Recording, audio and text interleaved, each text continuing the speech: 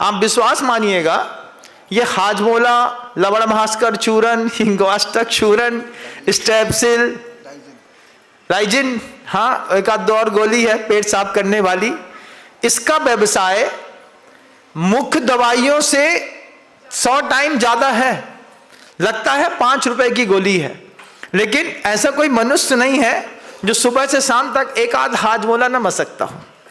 सुबह ले ली तो महाराज अच्छा आज नहीं खाई तो कल, कल नहीं तो परसों, और फिर दूसरे ऑप्शन है दूसरे लोगों के पास, कोई नींबू पानी पी के, कहीं कुछ करके, लेकिन अपनी प्रकृति को आप समझना नहीं चाहते।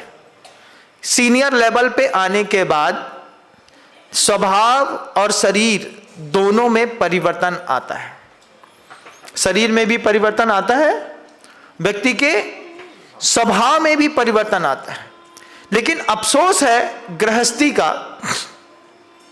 कि उम्र के पायदान पर बड़े होने के बाद भी आपके स्वभाव में परिवर्तन नहीं आता। तब जाकर के आचार्य प्रभाचंद्र जी महाराज ने स्वयंभू स्तोत्र की टीका लिखी हुई है, उसी का संवाद मैं आपके बीच में रख रहा हूं। बस इसमें थोड़ा सा रस व्यंजना मेरी हो सकती है, बात तो गुरुवर की ही है। वो कहते हैं कि बड़ी उम्र में आने के बाद आपने ना अपना स्वभाव बदला, न शरीर के स्वभाव को समझा, फलतः आप मृत्यु को प्राप्त हो गए। बिभेत मृत्योर न ततोस्ति मोक्षौ, उससे मुक्ति नहीं मिल रही।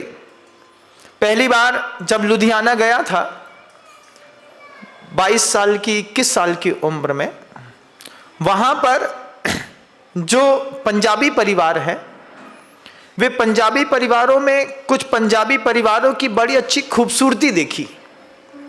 वे रात को 10 बजे घर आते हैं और कार को बढ़िया धो पोंछ करके पानी पेट्रोल भर के तैयार कर देते हैं, और वृद्ध सुबह सुबह कहते हैं थोड़ा जल्दी निकलेंगे तो अमृतसर के दर्शन करके वापिस आ जाएंगे। बुजुर्गों ने एक आदत डाल के रखी है, अमृतसर से 70 किलोमीटर के डाइस एरिया में, सोचिए आप 70 किलोमीटर के डाइस एरिया में अमृतसर के रहने वाले जो पंजाबी परिवार हैं, वे रात के 10 बजे अपनी गाड़ी तैयार कर लेते हैं। उनके आगे बाबा जी बोल देते हैं सुबह सुबह अपन जल्दी उठेंगे, दर्शन करके वापस अपने घर में टाइम पे 10 बजे तक आ जाएंगे। ये बात जब पहली बार कान में सुनी कि पंजाबी अपनी कार दौड़ाते हैं अपने धर्मायतन की ओर सुबह सुबह, आप सुबह सुबह क्या करते हैं? महाराज सुबह क्या करेंगे, 18 टेम्परेचर का एसी का वो चलता रहता है, उसकी ठंडी हवा आती है, हम इतने बड़े महान हैं, गर्मी में भी हमारा रजाई का त्याग नहीं है। कुछ महाशय ऐसे मिलेंगे गर्मी में कमरे में 2 एसी लगा के 18 टेम्परेचर 17 टेम्परेचर करके रजाई ओढ़ करके आराम से सोते हैं। उम्र के पड़ाव के बाद, एक उम्र गुजरने के बाद आपको आपके धन की, आपके दर्शन की चिंता होनी चाहिए। कितने वृद्ध ऐसे हैं इस सृष्टि पर जो 60 साल की उम्र को पार कर गए, जिनके नाती की शादी हो गई। नाती की शादी होना एक क्राइटेरिया मान लेते हैं आपका, मान लीजिए आपके नाती का विवाह हो गया, अब तो दुकान से मोह भंग होना चाहिए। महाराज अभी नहीं छोड़ सकते, नाती तो मूर्ख है, उस मूर्ख चंद की ऐसी शादी कर दी, और लड़के ने कभी हमारा साथ दिया नहीं, और इनके भरोसे दुकान छोड़े तो पूरी दुकान बर्बाद हो जाएगी। मतलब आप ही संभालने वाले बचे दुकान में, हम ही बरजोदा है, बाकी दुनिया में सब मूर्ख है। नाती की शादी हो जाने के बाद दादाजी का स्वभाव बदलना चाहिए था। घर के अंदर रात में बोल देते, बेटा सुबह हमारी इच्छा है अपन सब मिलके एक शांति विधान करें मंदिर में चल के। 7 किलोमीटर दूर नहीं जाना, मोहल्ले पे मंदिर है। कहाँ पे? 1 किलोमीटर के डाइस एरिया में रहने वाले लोग मंदिर नहीं आते।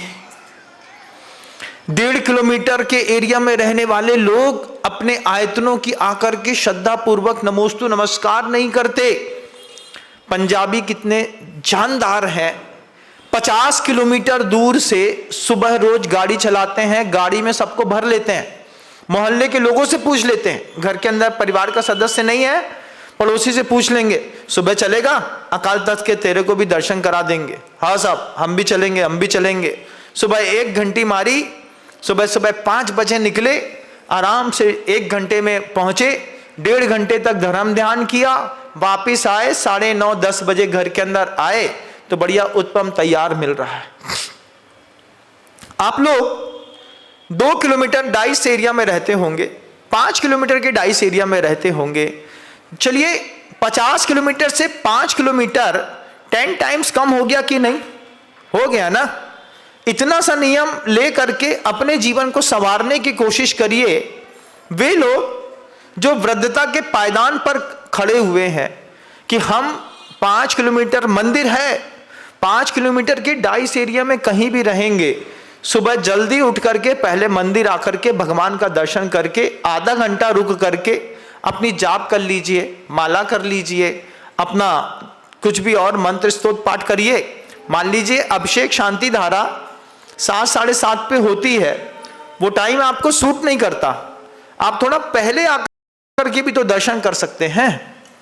लेकिन वृद्धावस्था में इसका भाव उत्पन्न ना होना, घर के अंदर बैठ करके बिस्तर के अंदर लुके हैं, वहीं पर चाय दे दो, वहीं पर बिस्किट दे दो, वहीं पे पोहा बना करके धर दो। घर की माँ बहनें भी कहती हैं 3 दिन हो गए तुमने नहाओ नहीं, या कम से कम नहा लो। तो सामने वाला क्या बोलता है?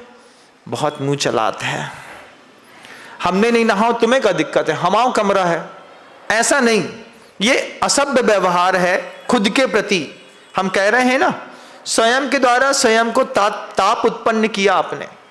जीवन के 60 65 70 साल की उम्र में सुबह थोड़ा अर्ली मॉर्निंग जल्दी उठ करके फ्रेश होकर के अच्छे कपड़े पहन करके परिवार को किसी ने प्रेरणा दी होती और मंदिर चलना है, नाती है, बहुएं हैं, घर के अंदर हुक्मदारी करते हो सिर्फ ऐंठन दिखाने की।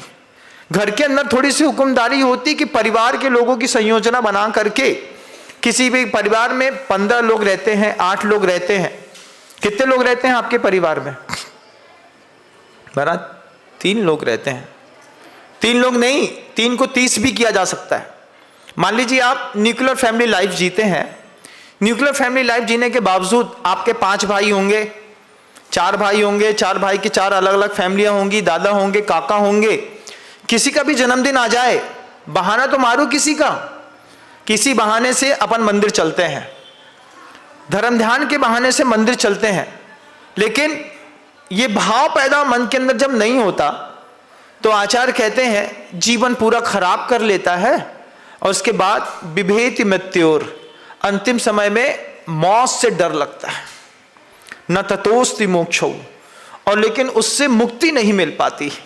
उसके बाद भी मन के अंदर चाहता है कि करूं, कर नहीं पाता। परेशान किसने किया? स्वयं की कसाई ने, स्वयं की मान ने, स्वयं के परिणाम ने, स्वयं की चेष्टाओं ने। आप मुझसे दुख पा रहे हैं, ये गलत फहमी है, आप अपने आप से दुख पा रहे हैं। जय जिनेंद्र, अगर आपको मेरी वीडियो अच्छी लगती है तो प्लीज़ मेरे चैनल को सब्सक्राइब करिए, लाइक करिए, शेयर करिए। इसी तरह से अपना प्यार मुझे देते रहिए।